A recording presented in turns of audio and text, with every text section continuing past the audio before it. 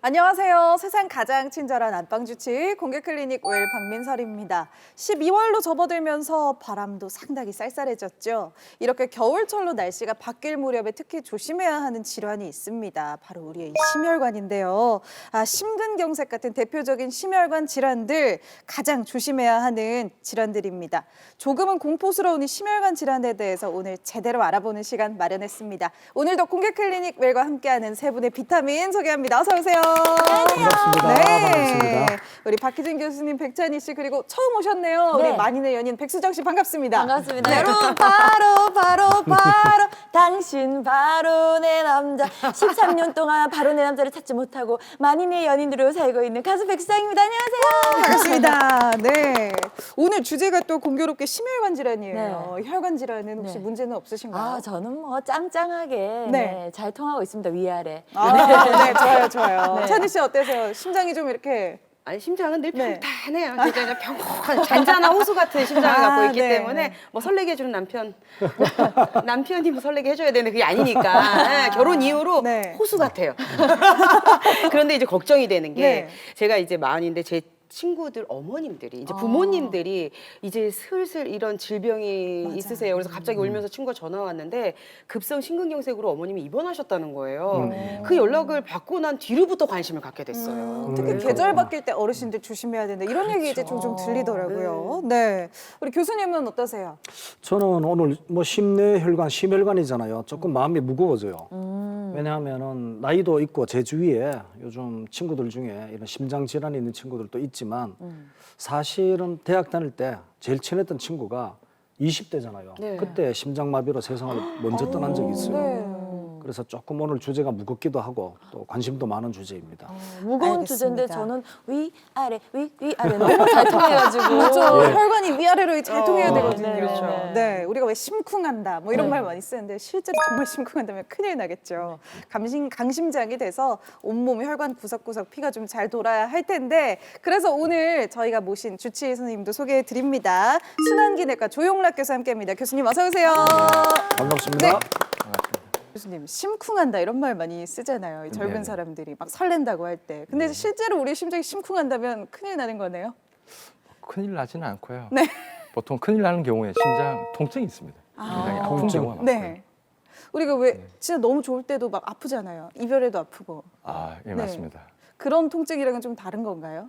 그 조금 유사하다고 제가 어. 직접 경험해 보지는 네. 못했지만은 네. 그런 그 환자분들 얘기를 들어보면 뭐 그게 굉장한 스트레스를 받거나 이별이나 사별 그런 통증과 조금 네. 유사하다고 말씀하는 분도 있습니다. 아니 제가 교수님 봤을 때는 심쿵 안 해보셨어요? 그럼 평소에? 우리가 이거 네. 심쿵 안 한 지 요즘 오래돼가지고 저랑 그러면 여기 참 다하게 잔잔한 사람들 모임이네. 아니 네. 제가 봤을 때는 지금 심쿵하신 것 같은데요. 네. 많이 긴장하셨나요? 아예 지금 스튜디오 나오니까 긴장이 됩니다.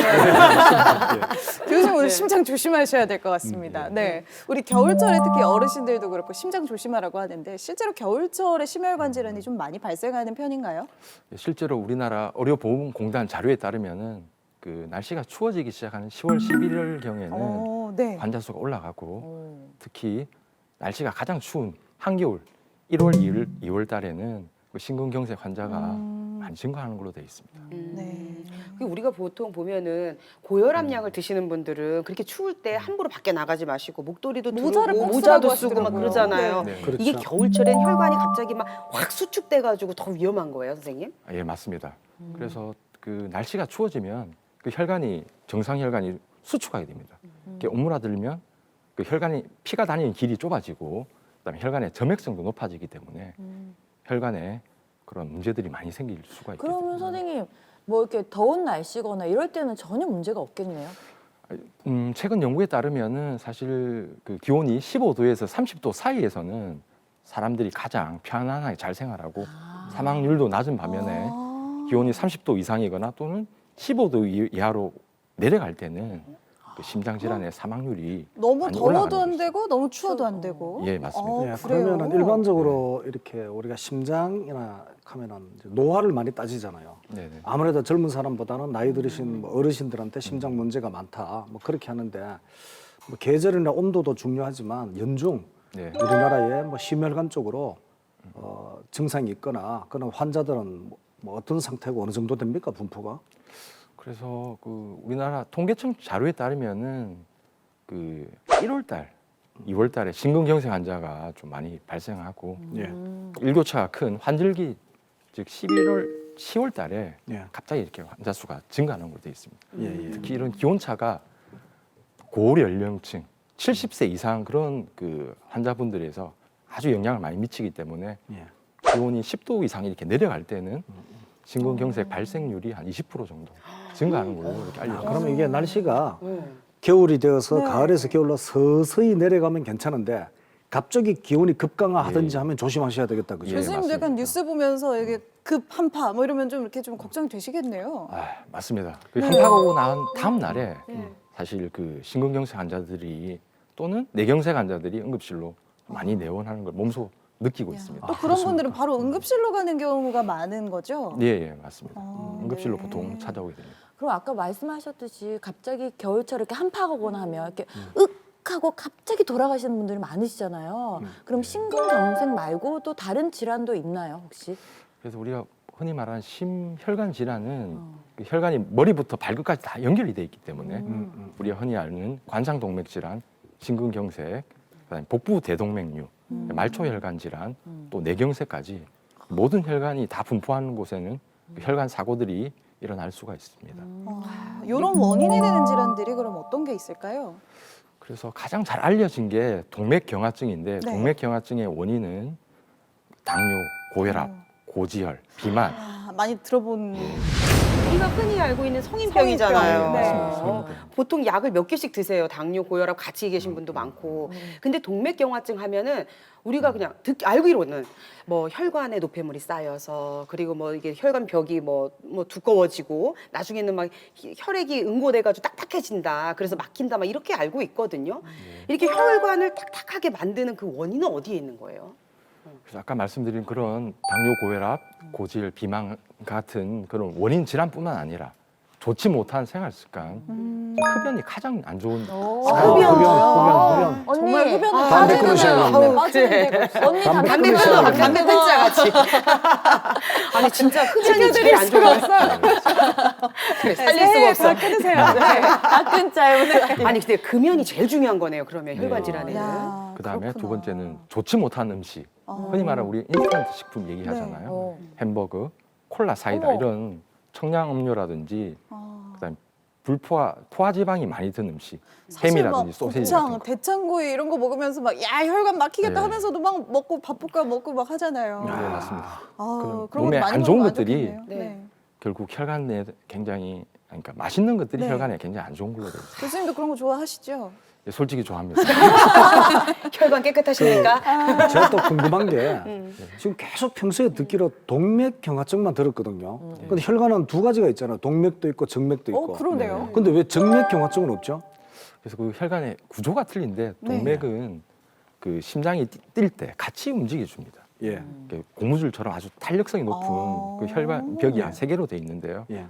같이 이렇게 움직여 주는 그런 걸로 돼 있지만 정맥은 혈관 벽이 얇고 수동적으로 피를 이렇게 올려 보내주는 그런 역할을 하기 때문에 그 구조적 특성상 정맥에는 동맥경화가 잘 안 생기는 걸로 되어 있습니다. 아, 그럼 정맥은 딱딱해지는 현상이 안 생긴다 이 말이다. 예, 그죠? 잘 안, 그렇군요. 동맥에 정맥은 비해서 순환만 잘 되면 돼요. 알겠습니다. 정맥 순환. 네. 예, 정맥순환.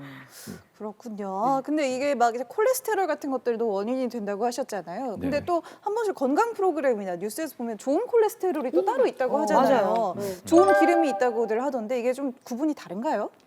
그래서 우리가 일반적으로 콜레스테롤은 우리 몸에 꼭 필요한 물질이고 여러 가지 호르몬이라든지 세포벽 합성에 꼭 필요한데 이게 과잉으로 있을 때 문제가 됩니다.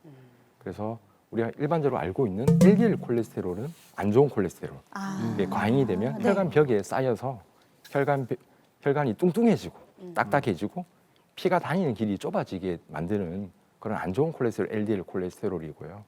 그다음에 HDL 콜레스테롤은 좋은 콜레스테롤입니다. 혈중에 있는 안 좋은 LDL 콜레스테롤이라든지 나쁜 콜레스테롤을 간으로 운반해서 아. 혈중에 있는 그 나쁜 콜레스테롤 농도를 낮추는 그런 역할을 하게 됩니다. LDL 콜레스테롤, HDL 콜레스테롤 역할이 완전 다른데 예, 예. 알파벳 하나 빼고는 완전 이름 하나 똑같네요. 차이로. 헷갈리게. 그렇구나. 동맥경화증이라고 이제 진단이 내려지잖아요. 그러면 치료나 뭐 이렇게 잘하면 나아질 수 있습니까? 아니면 뭐 평소에 관리는 또 어떻게 해야 되죠? 그래서 동맥경화증은 치료가 가능한 병입니다. 아, 그래요? 네. 그래서 우리가 동맥경화증은 혈관이 딱딱해지고 굳어지는 병이지만은 그 최근에 나온 스타틴이라는 네. 고지혈증 약을 드시게 되면 30%는 혈관이 오히려 벽이 조금 말랑해지면서 안에 들어있는 그런 콜레스테롤도 줄어드는 것도 있습니다. 어머. 아, 그렇습니까? 오, 그런 네. 좋은 아, 이야기 그래요? 벌써 나와 있어요. 이미 지금 상용화돼 있고 많이 지금 네. 처방을 받고 있는 실정이 있습니다. 오, 그렇구나. 회춘할 수 있는 약이네요. 그렇죠. 혈관이 젊어지는 그래요. 그런 회춘할 수 있는 약이라고 네. 이렇게 혈액 알려져 있습니다. 순환이 잘 되면 얼굴 혈색도 달라지잖아요. 그럼요. 우리 많이 먹어야겠는데. 아니 그거는 근데 어디서 살 수 있어? 좀 사면 안 돼요? 이게 꼭 이런 걸 물어보게 돼. 안 가지고 오셨나요? 아, 오늘 저는 가져오진 않았는데 일단 전문 의약품으로 분류가 돼서 꼭 진료를 보시고 아, 처방 받으셔야 되고 아. 이게 이런 고지혈증 약에 부작용이 있습니다. 어떤 부작용이 있어요? 새롭게 당뇨가 생긴다든지 아이고. 또는 근육통이 온다든지 근육량이 조금 줄어든다든지 아이고. 또는 아주 위험하게는 그런 근육이 빠지면서 콩팥으로 가면서 콩팥이 망가지는 그런 위험한 질환도 가끔 있을 수가 있기 때문에 꼭 필요한 분만 그러니까 정말 예. 고지혈증이 있는 분들이 처방을 받아서 예. 복용을 하셔야 되는 약이네요. 예, 그렇습니다. 또 회춘한다 그래가지고 괜히 그러니까 사람 아, 젊어지고 싶어서. 심쿵했어. 제가 심쿵, 바로 심쿵. 약을 살려고 준비를 했습니다. 네. 심쿵했네요. 그러게요. 네. 아 근데 그 심근경색 같은 그런 병은 좀 위험하잖아요. 저희가 알기로는. 근데 네. 그 전에 동맥경화가 되고 나서 이렇게 진행이 되는 건가요? 그럼 그 전에 치료받을 수 있는 방법이 있으면 좋을 것 같은데. 맞습니다. 그래서 네. 일반적인 동맥경화라든지 이런 협심증 같은 경우에는 전구 증상이 있는 걸로 되어 있습니다. 아. 우리가 무거운 걸 들 때나 빨리 걷거나 오르막을 걸을 때 가슴이 쪼이는 듯한 통증이 있으면서 왼쪽 어깨라든지 목, 어깨, 그다음에 턱 같은데 방사통이 있을 수가 있습니다. 아, 이런 데까지 다 아파요? 턱이랑 예. 어깨까지요? 어깨 아픈데. 또 어떤 분들은 네.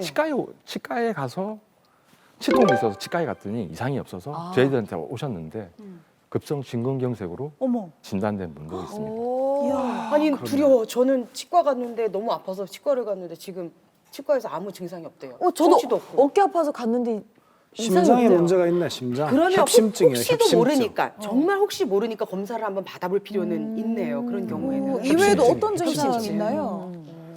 그 협심증 말고도 네. 우리 동맥경화성 질환에서 오는 그 말초혈관 질환이라든지 대동맥류 질환이 있을 수 있는데 말초혈관 질환은 빨리 걷거나 많이 걸을 때 종아리가 땡기는 종아리도요? 그래요? 그런 증상이 있을 수가 아니, 있습니다. 원래 잠깐만. 많이 걸으면 종아리가 당기잖아요. 네. 맞습니다. 어. 이게 과도하게 많이 걷거나 운동할 때는 올 수 있지만 네. 100m만 걷는다든지 5분도 채 못 걸어서 종아리가 땡기는 분들은 어머머머. 다리 아, 혈관이 그렇구나. 좁아져 있을 가능성이 갑자기 없습니다. 종아리가 이야. 막 땡기고 있는 것 같은 그런 기분 묘한 기분이 드네요. 막. 아니 정말 이 네네. 심장에서 이제 피를 만들어가지고 뭐 우리 몸 구석구석 혈관이 없는 곳이 없잖아요. 그러니까요. 그러다 보니까 이게 전조 증상이 어디서 나타날지도 모르는 그러니까요. 거네요. 아, 어렵다. 네, 진짜 무섭다. 동맥경화 초기예요.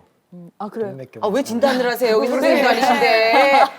아직 젊다고요. 연말에 좋은 말만 하세요. 자식 키워야 되는 그러니까 무슨 자꾸 소리를 얼굴을 하고 우글우글 하신 네. 거예요. 전조 증상을 미리 좀 알아채면 좋을 텐데요. 실제로 심근경색 환자의 40~50%는 병원에 가보지도 못하고 사망한다고 합니다. 맞아요. 정말 아. 무섭죠. 지피지기면 백전백승이라고 하죠. 그래서 또 준비를 했습니다. 카더라 통신에 울고 웃는 카더남과 인터넷 세상을 맹신하는 검색녀의 OX OX 극장. 사실 콜레스테롤, 동맥경화 뭐 이런 거는 들어서 알고는 있지만 젊은데 무슨 혈관 걱정이야 하면서 뭐 곱창 맛있게 먹었죠. 네. 탄산음료 먹었죠. 심장 뭐 이런 거는 뭐 이제 뭐 사랑에 빠지거나 그렇지. 그럴 때는 아픈 거지 내 나이에 그렇지. 뭐, 네. 이렇게 했는데 갑자기 오늘 좀 무섭네요. 제가 텔레비에 이 공개 클리닉 나오는 친구들이 보고 전 거의 의사 느낌이래요. 친구들이 친구들이. 그래서 제가 이 주사나 수술만 못하지 거의 반 이 메디컬 닥터가 됐어요. 그래서 OX 퀴즈는 오늘도 제가 다 맞춥니다. 근데 제가 교수님이면요 되게 기분 나쁠 것 같거든요. 지금 이런 말 아, 그래요. 죄송합니다. 아니 선무당에 사람 잡는다고 진짜 위험한 거예요. 이런 분들은 진짜 경계해야 되는 거 아닌가요? 그럼 카더라. 카드라 네. 통신. 네, 정말 예. 쓰레시죠. 잘 걸러서 지긋지긋하시죠? 뭐 조용히 네. 자세히 설명해 드립니다. 네. 알겠습니다. 정보를 네. 바로 잡기 위해서. OX 그러면 첫 결과로 번째 한번 문제 뭐 바로 들어보겠습니다. 문제 네. 주시죠. 예, 첫 번째 문제입니다. 성격이 급한 분일수록 심근경색증이나 협전증이 잘 걸린다. 성격이 급한 사람일수록? 왜 드라마를 보면은 네가 어떻게 감히 이렇게 되잖아요. 야, 이 녀석아! 네가 이렇게 화를 많이 내는 사람일수록 이런 연기 너무 쓰러지시지. 리얼해요. 한 번만 더 보여주세요. 네가 이 녀석아 어떻게? 이렇게 쓰러지시죠. 성격이 급하면 성격이 걸릴 수 있습니다. 그리고 화가 많은 경우. 그럼요. 그런 경우에는 오히려 이런 질환에 저도 약할 것 같아요. 아, 저는 반대입니다. 저는 반대입니다. X. 오히려 자기 한해 것 다 내고 살기 때문에 남는 게 없구나. 남는 게 없죠. 후련한 거지. 네. 저희 엄마가 그러시거든요. 네. 다혈질이어가지고. 그렇기 때문에 내가 화내고 싶을 때 막 네. 화를 내. 그리고 안 내고 싶을 때 안 내기 때문에 평온한 상태인 거예요. 네네. 그래서 저는 X. 네. 피가 근데 거꾸로 솟는다는 말을 많이 하잖아요. 많이 하죠. 화가 나면. 피가 거꾸로 실제로 솟는다. 거꾸로 솟으면 큰일 나죠. 잠깐 우리 교수님 왜 자꾸 X라고 얘기하세요? 진짜 불안한데요, 제가. 찬희 씨가 드라마를 많이 보신 것 같은데 네. 제 주위에 한 6명 뭐 친구들이 심장 문제가 있는 친구들이 있었어요. 그 친구들은 다 성격이 너무 편안하고 온화하고 느긋한 친구들이었어요. 참아서 그런가? 그런데 아직도 건강한 친구들은 이 막 성질 급한 아들은 워낙 성질이 급하니까 아까 말씀하신 대로 네. 혈액 순환이 잘 돼요. 네. 심장도 받쳐주고. 네. 만약에 성질 급한 사람이 심장에 문제가 있다면 일찍 세상을 떠나야 돼요. 그래서 이 막 화를 잘 내고 성격이 급하고 이런 사람들은 심장이 혈관에나 문제가 없어요. 그렇기 때문에 화를 내요. 여기 보니까 광해군의 어머니 공빈이 네. 성품이 좀 짜증을 많이 냈다고 하네요. 네.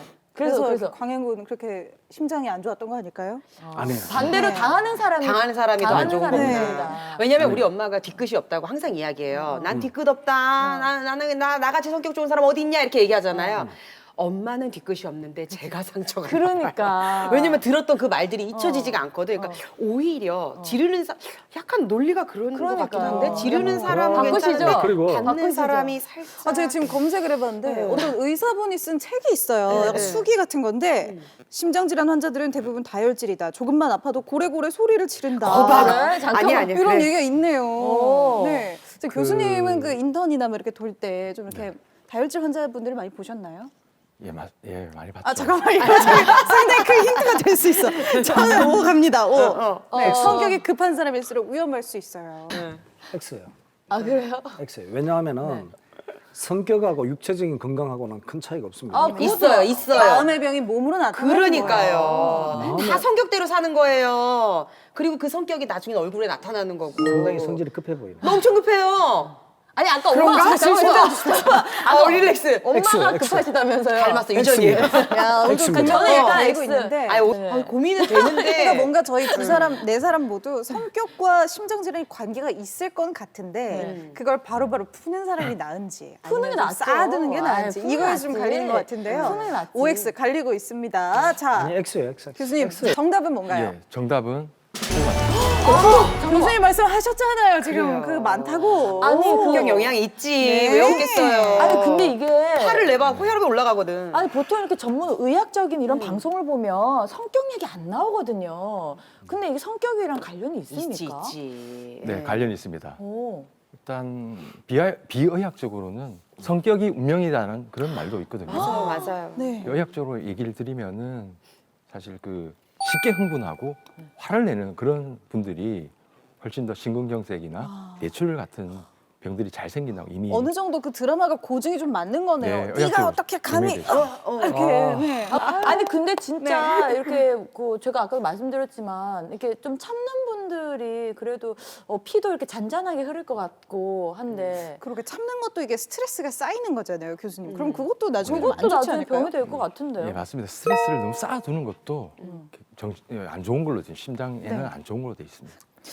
성격도요, 우리 심장질환과 관련이 있다고 하니까 마음을 좀 편하게 가지는 자세가 정말 필요할 것 같습니다. 네네. 다들 밝은 얼굴로 네. 건강한 마음으로 교수님 두 번째 문제 네. 주시죠. 예, 두 번째 문제는 그 LDL 콜레스테롤을 낮추는데 오메가3가 도움이 된다. 아까 좋은 콜레스테롤이랑 나쁜 콜레스테롤이 있다고 하셨잖아요. 네.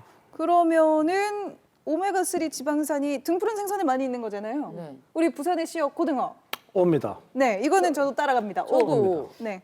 다 그런데 O예요. 왜 O냐면은 제가 매일 오메가3를 먹기 때문에요. O입니다. 몇 년째 드시고 계신가요? 한 3년 O입니다. 그러니까 요즘에는 그 오메가3가 좋다고 많은 분들께서 집집마다 거의 한 개씩은 있잖아요. 냉장고에도 있고 그리고 또 젊은 저도 어쩌다 한 번씩 섭취를 하거든요. 몸에 좋다고 하니까 굉장히 좋을 것 같은데요? 근데 이 오메가3도 종류가 있어요.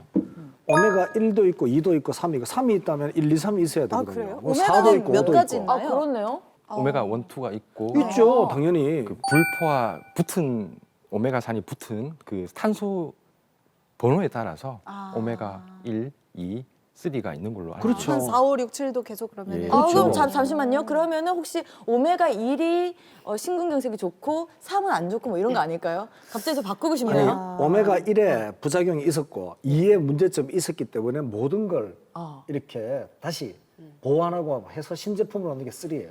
그럼 그래서 다시 3는 콜레스테롤에 좋아요. 근데 저는 1, 2, 3 뭐 이런 거에 관심 없고요. 그냥 나쁜 콜레스테롤을 없앨 때는 오메가3를 사람들이 나쁜 콜레스테롤을 없애기 위해서 혈액순환을 위해서 오메가3를 먹는다 해가지고 진짜 홈쇼핑 보면서 너도나도 먹잖아요. 그러니까. 거기다 크릴 오일까지 막 먹고 있고 어. 우리 엄마는 그 2개를 번갈아 가면서 계속 먹고 있거든요. 그러니까요. 예. 그러니까 너무 맹신하니까 이 문제 속에 뭔가 이렇게 살짝 이게 꼬운 게인 것 같아요. 너무 맹신하니까 꼭 반드시 그런 건 아니다라는 이야기를 오늘 해주시고 싶으실 것 같다라는 생각이 살짝 듭니다. 잠시 산만하네, 산만하네. 출제 의도를 보니 살짝 너무 맹신하지 말아라 이런 얘기가 있을 것 같아요. 오늘 근데 정말. 제가 검색을 해보니까 오메가 1, 2, 4는 잘 안 나오네요. 네, 뭐 시계 나오고 대회 이름 나오고 맞아요. 네, 오메가 3만 나오는 걸 보니까 뭐 어쨌든 도움이 되는 거 아닐까 싶어요. 저도 O를 한번 근데 가보도록 저도 하겠습니다. 교수님 말씀에 맞는 게 1, 2가 실패했기 때문에 3가 좀 보완돼서 나왔지 않았을까. 근데 저는 오메가 1, 2는 본 적이 없어요. 잠깐만. 먹어보지도 않았고.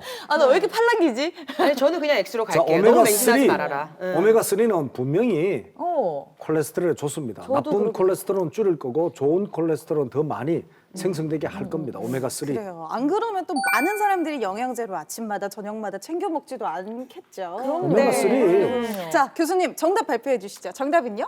네, 정답은 있잖아요. 왜? 요즘 잠깐만요. 맹신하는 사람들이 너무 많다니까. 어. 그냥 오메가3 지방산이 좋다?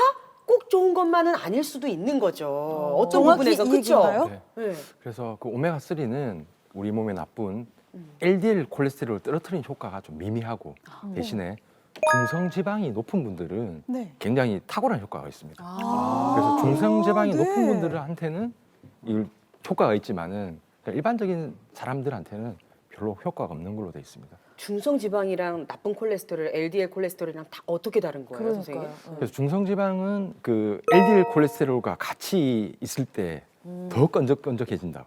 그렇게 이해하시면 되겠습니다. LDL 콜레스테롤 안 좋은 작용을 네. 더 많이 한다고 이해하시면 되겠고, 그다음에 그 오메가 3는 그 생선에서 추출하다 보니까 중금속 중독의 위험성이 있습니다.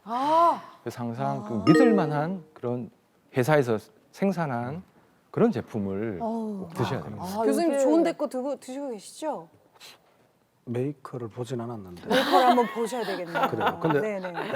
근데 교수님 그러면은 오메가 3 같은 경우에 네. 뭐 어떤 사람은 하나를 먹고 어떤 사람은 두 알을 먹고 이렇게 하잖아요. 어떤 사람은 아침 저녁으로 먹기도 하고. 네. 과다 섭취하면은 그것도 이렇게 몸에서 분해되어서 나갑니까? 아니면 축적이 됩니까?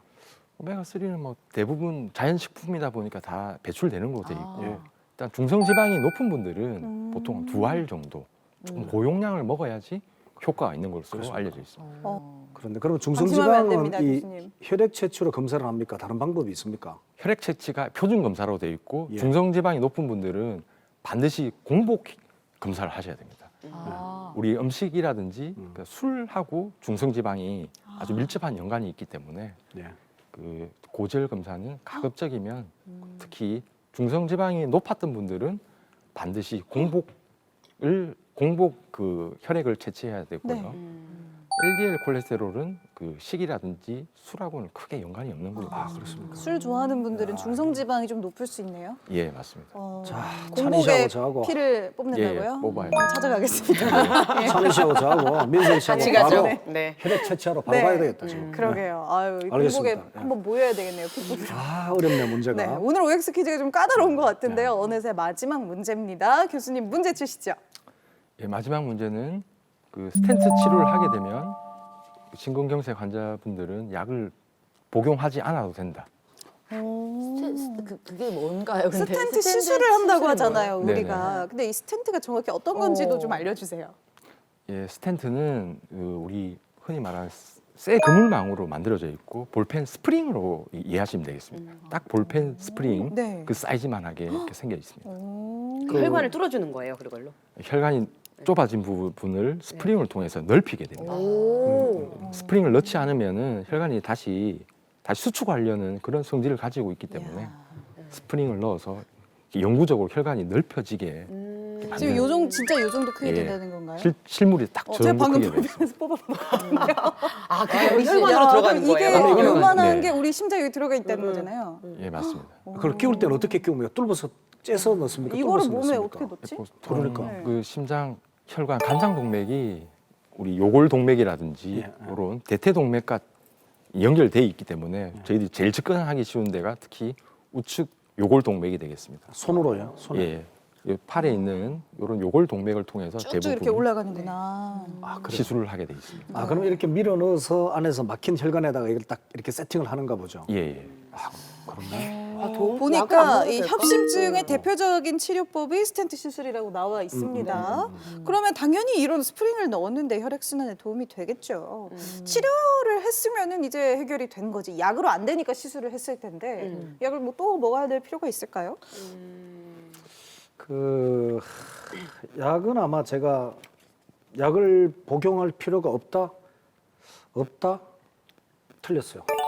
약은 먹어야 됩니다. 왜요, 교수님은? 왜냐하면은 우리가 우리 몸에 동맥의 길이가 총 1.2km쯤 될 거예요. 맞습니까? 맞습니까, 근데? 훨씬 더 긴 걸로 돼 있습니다. 봐봐. 카더라야, 카더라. 우리 몸의 믿을 필요 동맥은 없다. 네. 이게 혈관이 한쪽에만 문제가 생기면은 이렇게 스프링 같은 뭐 스텐트 이런 걸 끼우면 되는데 다른 데도 문제가 생길 거잖아요. 그리고 또 스텐트를 상식적으로 볼 때 이렇게 끼웠잖아요. 끼우면은 그 옆에가 또 이렇게 불룩 튀어나오고 나쁜 증상이 생길 수도 있어요. 그래서 스텐트는 하면은 거기는 해결을 했는데 다른 데 문제들이 생길 수 있으니까 늘 복용하면서 관리를 해야 됩니다. 관리를 해야 되는 거지. 이거 하나로 끝난다면은 우리가 100세, 200세를 살 수가 있죠. 잠깐 교수님 X입니다. 말씀 또 맞는 것 같아요. X예요. 그 교수님의 논리가 맞는지 안 맞는지 X예요. 그러니까 신뢰는 가지 않지만 제 주변에 아버님께서 한 번 스텐트 시술을 받으시고 나서 한 번에 끝나는 게 아니더라고요. 또 다른 곳이 막혀서 또 시술을 그렇지, 하시고 그렇지. 계속 이게 반복이 맞아요. 되는 거예요. 그래서 주변에 있는 그런 상황들만 봐서 전 정확한 왜 그런지는 모르겠지만 이건 무조건 약물도 해야 복용하고 됩니다. 또 수술이 또 반복될 수도 있고. 저 그 그런 얘기 것 들은 것 네, 같아요. 네. 한 번도 안 받은 사람은 있어도 한 번만 받은 사람은 오, 맞아, 맞아. 네. 그러니까 비슷한 게 저도 무릎을 수술을 했거든요. 무릎? 무릎? 왜요? 네, 이렇게 촬영 하나 다쳐서 했는데 이게 저는 수술하면 끝나는 줄 알았어요. 근데 계속 약을 복용하라고 하시더라고요. 근데 약간의 억울함이 있어. 근데 그게 네. 저 혈관이었어요. 수정 씨 지금 네, 우리가 이야기하는 심내, 심내 네, 혈관 근데 동맥을 이야기하고 그렇게 무릎이 마찬가지로 한 번. 근데 그게 마찬가지가 아니고. 상당히 산만하네. 제가 끝까지 들었어요. 마찬가지로 산만해. 모든 수술을 네. 하고 나서도 계속 관리를 해야 된다는 거죠. 네. 네. 안 먹으면 좋을 텐데 뭐 일단 통일이 된 것 같습니다. 네네네. 처음으로 교수님 말에 좀 아니고. 설득된 것 약은 같아요. 먹어야 돼요. 교수님 정답은요? 예, 정답은 다들 맞추셨습니다. 와! 맞아, 맞아. 그러면은 약을 얼마나 복용을 계속 해야 되는 건가요? 그래서 스텐트를 넣을 경우에는 쉽게 말해서 약을 평생 드셔야 됩니다. 스텐트를 평생이요? 네, 스텐트는 이물질이다 보니까 스텐트를 넣은 지 1년 이내 스텐트 혈전증이라고 해서 스텐트 내에 피떡이 잘 생길 수 있습니다. 내 말이 맞네 딱 하면. 네, 그래서 아스피린이나 아스피린보다 더 센 클로피도그렐이라는 그 항응고제를 네. 무조건적으로 1년 동안 무조건 복용해야 되고 그 이후에도 아스피린과 동맥경화증에 좋은 스타틴이라는 약은 네. 계속 지속적으로 드셔야 됩니다. 근데 궁금한 게 있는데요. 그런 약들이 이제 피를 좀 더 잘 돌게, 덜 굳게 해주는 거잖아요. 네. 그럼 그런 분들이 어디 찢어져서 다치면은 이게 지혈이 잘 안 될 수도 있겠네요. 맞습니다. 그래서 그 아스피린이라든지 다른 항응고제를 먹는 분들이 조금만 스쳐도 멍이 네. 들거나 피부가 까매지는 그런 증상을 호소하는 분들이 많습니다. 하지만 네. 그런 멍드는 것들은 쉽게 말해서 저희들 입장에서 별거 아니고 아. 그렇지만은 스텐트가 아무래도 막히는 생사를 것들은 다투는 예, 건 아니니까. 스텐트가 네, 막히면 더 위중한 병이 그렇군요. 생기기 때문에 꼭 명이 꾸준히 들더라도 평생 복용을 해야 계속 되겠네요. 드셔야 됩니다. 그러고 네. 그래 평생 복용하면서 수술 같은 게 있을 때 응급 상황이 생길 때 꼭 그 약을 먹는다고 이야기를 해야 돼요. 의학 드라마를 보니까 네. 응급 수술에는. 역시 네. 드라마를 드라마를 너무 보시네요. 좋아해요. 드라마에 답이 있다. 그러니까 그러면 또 교수님- 아스피린 복용합니다 얘기해야 돼요. 스텐트를 이렇게 시술을 했잖아요. 네. 하고 나면은 그거는 뭐 유효기간이나 수명이 있습니까? 아니면 영구적입니까? 몇 년에 한 번씩 교체를 해야 됩니까? 스텐트는 반영구적이고 특수 합금으로 만들어서 한번 넣으면 뺄 수가 없고요. 계속해서 유지가 되고 관리만 잘하시면은 평생 간다고 볼 수가 있겠습니다. 그럼 공항 이렇게 통과할 때 삑삑 울리지는 않습니까? 워낙 이게 스텐트가 이게 적기 때문에 크기가 적기 때문에 이렇게 삑하지는 않습니다. 그렇습니까? 신기하다. 그러면 협심증은 주요 증상이 어떤 것들이 있는지 궁금합니다. 협심증이 왔다 이럴 때도 바로 심장을 막 부여잡게 되나요? 아 이렇게? 협심증은 되게 안정형 협심증과 불안정 협심증으로 이렇게 나뉘게 되는데 네. 안정형 협심증 같은 경우에는 딱 가만히 있을 때는 통증이 오지 않고요. 심한 운동을 한다든지 계단을 오르거나 무거운 물건을 들 때 가슴 한가운데 또는 왼쪽 가슴이 아프면서 이런 어깨라든지 턱으로 이렇게 방사통이 오게 됩니다. 근데 그 정도는 무리한 운동 오랜만에 뭐 안 뛰던 달리기를 뛴다던가 뭐 그러면 다들 좀 심장이 아프지 않나요?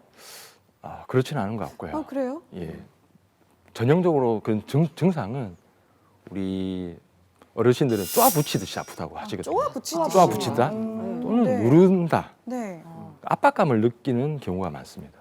그렇습니까? 지금 교수님 말씀하신 것 중에 저는 조금 의아한 게 있어요. 네. 그냥 협심증이 안 좋은 병이면 협심증이라 해야 되는데 협심증에 불안정 협심증이 있고 안정형 협심증이 있고 이게 좀 이상하지 안 좋은 안 어감이 좋은 뭔가 건지 안정 괜찮아. 불안정하고 괜찮아 이런 안정하고. 느낌이에요. 네. 예, 불안정 안정 협심증의 그 차이나 뭐 네. 이 단계는 어떤 건지 뭐 증상은 또 어떻습니까? 크게 차이가 나면. 그 증상의 차이는 첫 번째 증상의 차이는 안정형 협심증은 그 지속 시간이 좀 짧습니다. 대개 한 3분 내에 소실되는 경우가 많고 통증이야. 아무리 길어도 15분 이내에 통증이 사라지는 걸로 돼 있습니다. 하지만 불안정 협심증은 통증의 빈도가 점점점 잦아들고 한번 아프면은 한 15분까지 아프고 또 식은땀이 날 정도로 아픈 것들이 좀 특징이 되겠습니다. 네. 그래서 그림에서 보시면은 맨 좌측에 그 혈관이 50%에서 70% 정도 좁아진 것들이 우리 흔히 말하는 안정형 협심증. 그럼 그다음에- 저기 지금 하얗게 있는 부분이 비어 있는 공간이에요. 하얗게 비어 있는 부분이 피가 다니는 길이 되겠습니다. 왼쪽 편에 있는 근데 저기도 이미 반이 막혔네요. 좁다. 50%, 한 60% 정도 네. 막혔다 봐야 되고요. 그럼 맨 오른쪽은 흰 부분이 거의 안 보이는데? 맞습니다. 거의 막혔네. 저기 빨간 거. 예, 빨간 게 아까 말씀드린 혈전 또는 피떡이라고 이렇게 하신. 말씀드릴 수가 있고요. 중간에 보이는 그 그림이 불안정 협심증, 즉 관상동맥 입장에서는 한 70에서 한 80% 좁아진 경우에는 그런 불안정 협심증이 나타날 수가 있게 됩니다. 아니 출퇴근길에 길 잠깐만 막혀도 사람 마음이 답답한데 혈관이 저렇게 막히면 얼마나 답답하겠어요. 보기만 해도 네. 답답해요. 그 네. 교수님 지금 관상동맥 이렇게 사진을 보여주셨잖아요. 50%, 네네. 70% 거의 다 막힌 거. 근데 이 관상동맥의 굵기가 네. 실제로 우리 몸 속의 굵기나 직경이 어느 정도 됩니까? 손가락만큼 굵습니까? 가장 중요한 자주관 질환 그 혈관은 예. 4에서 5mm 정도 되고요. 가장 중요한 4에서 것도 5mm 요? 그럼요. 예, 가장 큰 게 네. 그렇습니다. 너무 일반적으로 작다. 보이지도 않을 것 같은데. 일반적인 관상동맥은 보통 한 3mm에서 한 2mm 사이 정도 되고 스텐트 그렇습니까? 시술이 가능한 혈관은 2.5mm 이상 돼야 스텐트 시술이 가능합니다. 야, 그러면 이게 2mm, 3mm 같으면 실제로 우리가 면봉 굵기 정도밖에 안 그렇죠, 되잖아요. 그렇죠, 그렇죠. 네. 그게 동맥이라고 해요. 네. 눈에 보이는 거는 더 굵은데. 이거 봐. 그냥 아니 근데 이렇게 팔뚝에만 봐도 막히겠어. 뭔가 되게 굵어 보이잖아요. 이런 핏줄만 봐도. 근데 실제로는 아닌 거예요? 관상동맥은 네. 보통 한 3mm 정도. 야, 3mm. 그렇구나. 그렇게 크진 않습니다. 그래서 치명적이고 막히면 끝장이겠네. 관리 잘해야겠다. 근데 제가 아까 그림 보니까 앞에 거는 안정형 협심증이라 하시고 뒤에 중간 거는 네. 불안정 협심증이라 불안정. 하셨잖아요. 네. 근데 거기에 따라 뭔가 치료 방법이 다를 것 같아요. 왜냐면 막혀 있는 느낌이 달라요. 그죠, 지금. 그죠. 네. 네. 있으니까. 그래서 네. 예, 맞습니다. 안정형 협심증 같은 경우에는 일단 혈관을 확장시키는 그런 약물을 투여하고 심장 박동수가 느려지게 되는 약물, 그다음에 고지혈증에 좋은 그런 스타틴 같은 약물 치료를 우선적으로 하게 돼 있습니다. 그렇지만 불안정 협심증은 아주 위급한 상황이기 때문에 80% 90% 이상 이렇게 좁아진 경우에는 언제든지 심근경색으로 진행할 수 있기 때문에 심근경색 같은 경우에 일단 발병을 하게 되면 병원에 오지 못하고 한 40% 내지 50% 정도가 이게 집 안에서 돌연사하는 걸로 돼 있기 때문에 아하. 불안정 협심증부터는 빨리 병원에 오셔서 치료를 받아야 됩니다. 아, 그러네요. 아니 근데 안정, 불안정 이거 둘 다 위험한 상황이잖아요. 그런데 이게 그냥 아픈 통증을 또 사람들은 그렇거든. 이러다가 좋아질 거야. 맞아요. 이러고 방치하는 경우도 있거든요. 그렇죠. 이걸 제때 치료하지 않으면 어떤 후유증이나 아니면 더 큰 질병이 생길 수도 있나요? 예, 맞습니다. 그래서 일단 그 혈관이 막혔는데 우리 골든 타임이 중요하고요. 이렇게 막히고 나서 2시간 이내 심근경색 같은 경우에 2시간 이내 혈관을 뚫게 되면은 거의 후유증이 남지 않습니다.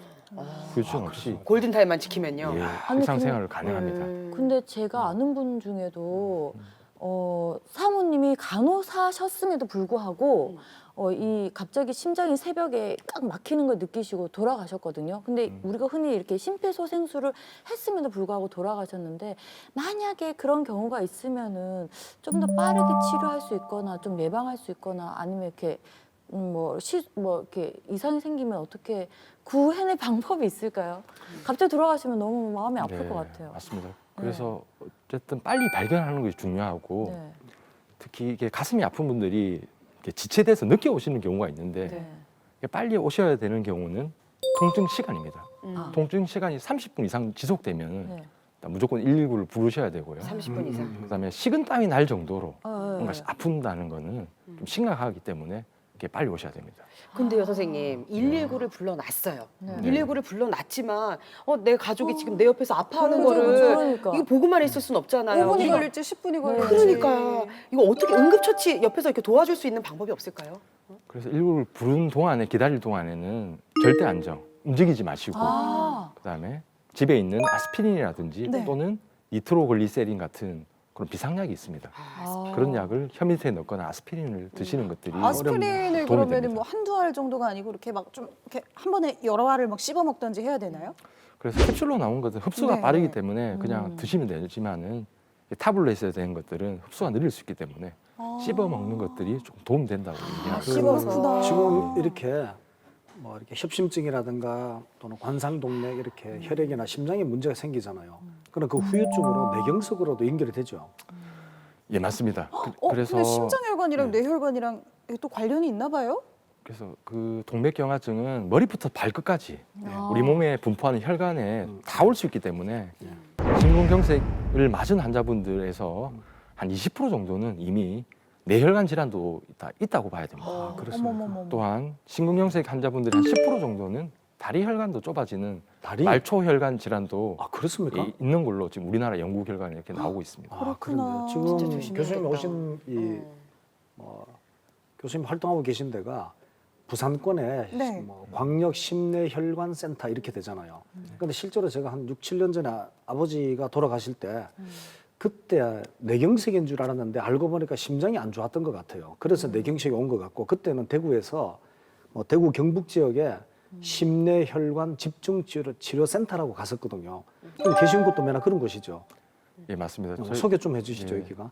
사실 부산 지역이 심근경색 발병률이 높고 또 발생하더라도 다른 지역에 비해서 사망률이 좀 높은 지역으로 분류되었었습니다. 아, 그렇습니까? 그래서 수도권 이외에 지방의 거점 병원을 지정해서 지금 한 10년 정도 저희들이 심뇌혈관센터 운영 노하우가 있고요.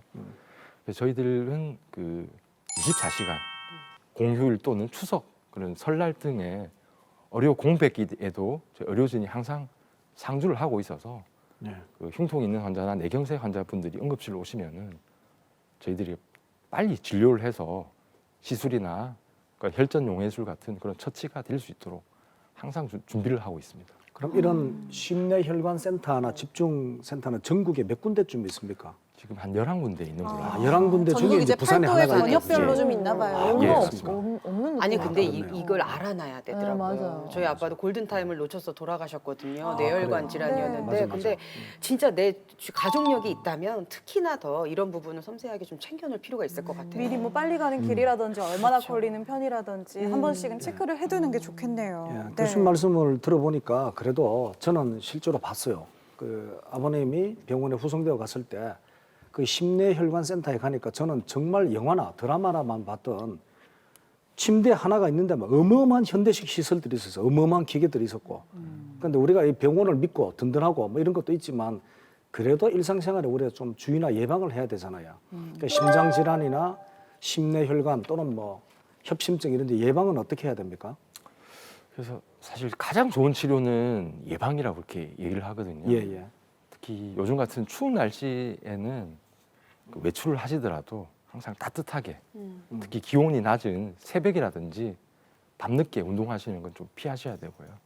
특히 기온의 영향을 많이 받는 70세 이상 그 고령층에서는 항상 보온에 좀 신경을 쓰셔야 됩니다. 그리고 심혈관 질환은 아까 말씀드린 대로 그런 안 좋은 생활 습관뿐만 아니라 정신적 스트레스라든지 심리적 불안, 과도한 걱정 이런 것들이 다 영향을 주기 때문에 항상 편안한 마음을 가지는 게 중요하다고 하겠습니다. 아, 그렇습니까? 예. 특히 그 70세 이상 어르신의 경우에는요, 혹한기의 경우에는 외출을 자제하는 것이 또 도움이 될 수도 있다고 합니다. 이 부분 꼭 명심하시기 바랍니다. 이 심혈관 질환 예방을 위해서 우리가 지켜야 할 건강한 생활 습관 어떤 것들이 있을까요? 오늘의 한 줄 처방전에서 준비했습니다. 자, 오늘의 한 줄 처방전 한번 볼까요? 뾰로롱.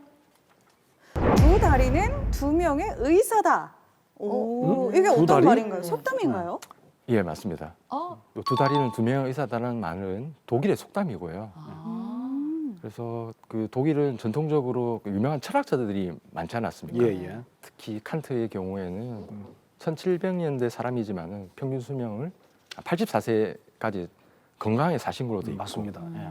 오후 3시 30분부터는 1시간 동안 매일 같이 일정한 시간에 산책을 한 걸로 되어 네. 있습니다. 그래서 이런 걷는 운동뿐만 아니라 산책도 네. 우리 심내혈관 질환 예방 효과가 있고 네. 더불어서 스트레스라든지 우울증, 그다음에 인지 기능, 치매 예방 이런 데 모두 그 걷는 운동, 산책이 이야. 효과가 있는 걸로 되어 있습니다. 실제로 칸트란 분은 그 동네 사는 사람들이 그 동네 마을 주민들의 시계가 필요 없었대요. 예. 실제로. 너무 왜냐하면 규칙적이어서. 칸트란 분이 늘 같은 시간에 같은 산책을 하기 때문에 그 보고 시간을 맞출 정도였대요. 우리 다 다리는 있잖아요. 네. 그렇죠. 네. 그런 말 있잖아요. 다리 후들거리기 전에 많이 돌아다녀야지 심장이 건강해진다고. 네네. 그런 말이 또 있어요. 네, 어머님들 사이에서 네, 속담처럼 네. 내려오는 말이에요. 처음 들어봤는데. 아, 그래요? 어머님들을 많이 만나고 다니시니까. 아, 진짜 많이 걸어야겠다, 이제부터. 네네네. 이게 참 스트레스도 중요한 것 같고요. 편안하게 걷다 보면 마음도 왜 좀 생각할 거리들도 정리가 되고 그렇잖아요. 마음가짐도 중요하겠네요. 그 스텐트를 넣은 환자들 중에서 그 항우울제를 먹었더니 오히려 안 먹은 군에서 안 먹은 군에 비해서 훨씬 더 재발률이 낮다는 그런 보고가 있습니다. 그렇습니까? 그래서 그러니까 마음을 우울한 마음이 네. 또 사라지면 그만큼 심장 건강에도 좋다는 좋다는 얘기네요. 예. 그래서 항상 우울증 약을 먹지 않더라도 항상 그 건강한 마음, 네. 즉 집착하지 않고 너무 걱정하지 않고 네. 편안한 마음, 남하고 비교하지 않고 비교하지 않고. 그런 것들이 야.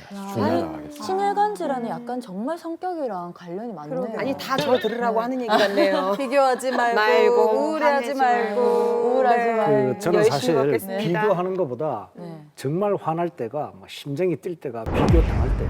아. 연연하지 말고 네. 잔잔한 편안하게. 호수처럼 릴렉스, 마음을 릴렉스. 호수처럼.